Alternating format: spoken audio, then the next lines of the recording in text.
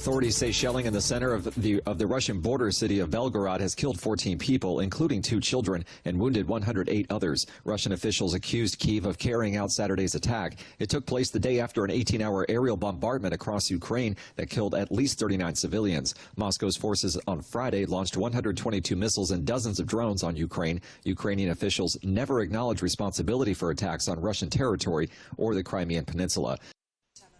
Top commander of U.S. naval forces in the Middle East says Yemen's Houthi rebels are showing no signs of ending their reckless attacks on commercial ships in the Red Sea. But Vice Admiral Brad Cooper said in an Associated Press interview on Saturday that more nations are joining the International Maritime Mission to protect vessels in the vital waterway, and trade traffic is beginning to pick up. Operation Prosperity Guardian was announced just over 10 days ago. For additional stories 24 hours a day, visit our website, voanews.com, 24 hours a day. This is VOA News. Climate activists have blocked part of the main highway around Amsterdam for hours near the former headquarters of ING Bank. They're protesting the bank's financing of fossil fuels.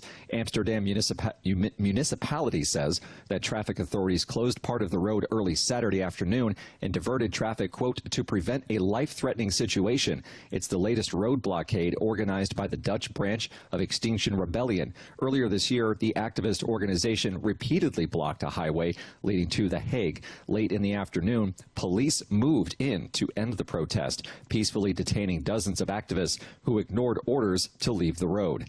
A British warship has arrived in Guyana amid rising tensions from a border dispute between the former British colony and Venezuela. The HMS Trent's visit on Friday led Venezuela to begin military exercises a day earlier in the Eastern Caribbean near its border with Guyana as the Venezuelan government presses its claim to a huge swath of its smaller neighbor. Brazil expressed concern Friday about the situation and urged the 2 South American countries to return to dialogue. The UK Defense Ministry has said the HMS Trent is visiting Guyana as part of engagements in the region and will conduct training exercises with Guyana's military.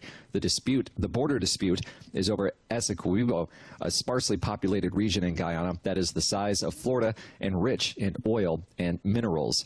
Thousands of people have rallied in Serbia's capital chanting "thieves" and accusing the populist authorities of President Alexander Vučić of orchestrating a fraud during the recent general election. The big rally in central Belgrade on Saturday capped nearly 2 weeks of street protests against reported widespread irregularities during the December 17th parliamentary and local ballot that were also noted by international election observers. The ruling Serbian Progressive Party was declared the election winner, but the main opposition alliance, Serbia Against Violence, has claimed the election was stolen, particularly in the vote for the Belgrade city authorities.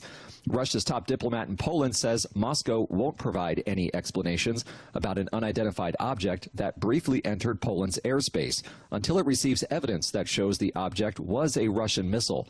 Poland's defense forces said an unknown object traveled 40 kilometers into the country's airspace Friday from the direction of Ukraine before leaving minutes later and vanishing off radars. The head of the Polish armed forces said everything indicates it was a Russian missile. Poland's foreign ministry demanded explanations from Moscow. Russia's chargé d'affaires in Warsaw, Andrei Ordash, told Russian state news agency RIA Novosti on Saturday that Poland's claims were, quote, unsubstantiated.